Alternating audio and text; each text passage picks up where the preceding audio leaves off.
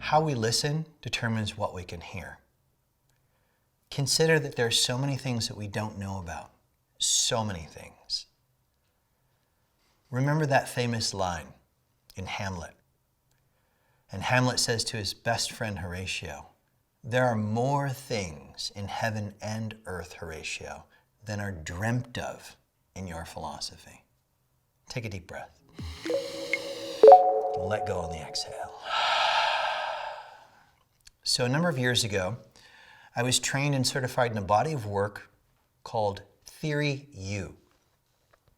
It's the cutting edge work of MIT's Sloan School of Business.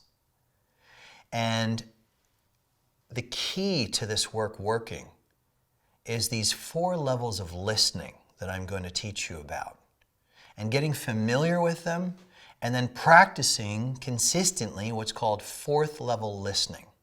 So, level 1 and 2 listening are the most common forms of listening that happen on the planet.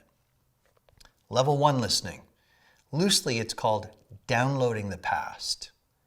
So say I and Fred are having a conversation and I'm just in myself, I know what Fred's going to say. Fred's going to say this, I'll say this, Fred will say that, and I'll say this.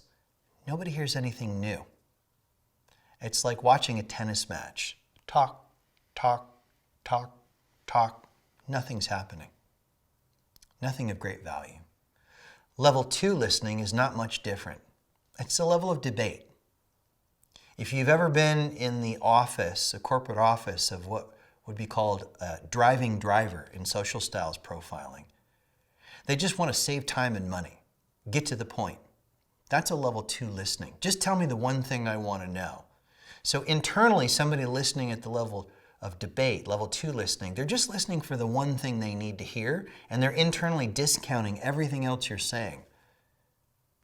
What's it like to speak to somebody like that? What's it like to try and bare your soul?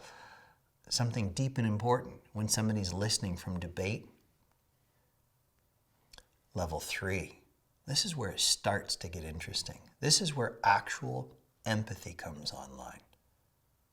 Real second-person perspective, meaning can I get Sally's perspective from Sally's perspective? That's a true second-person perspective. Not my idea, my spin on Sally's perspective, but Sally's actual perspective without having to agree or disagree, to just get it in such a way that Sally knows I get it. What would that be like for you? Just imagine walking around in life knowing that everyone actually gets your perspective. Do you feel your shoulders drop a little? Now, level 4, this is where the magic happens. This is where you can actually listen genius out of somebody. It's psychoactive. You know you're in a level 4 listening because you're walking away from that conversation like you've walked away from a deep meditation. It's palpable. It's like being in a meditation when you're practicing level 4 listening. There's flow, there's ease, there's discovery. It's a dialogue, not a discussion. It's a dialogue.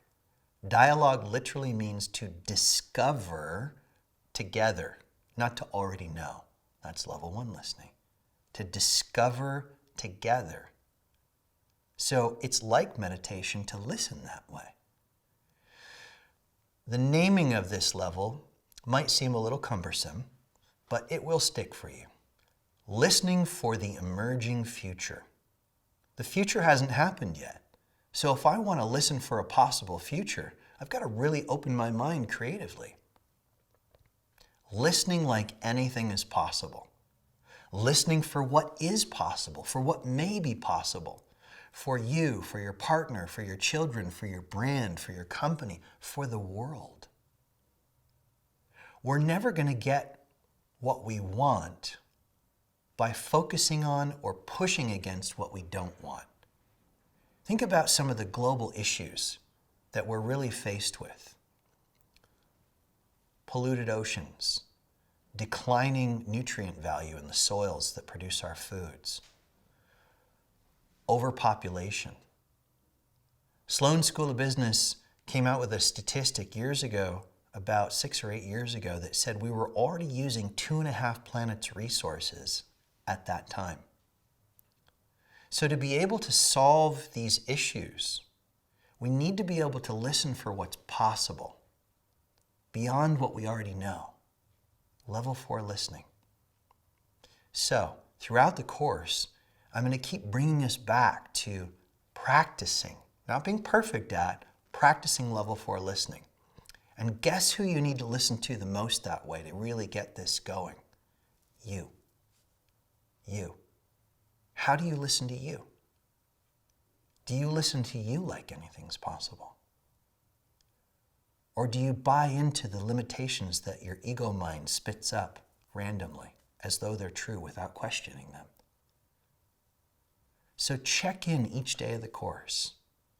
What percentage of the day did I listen from each level of listening?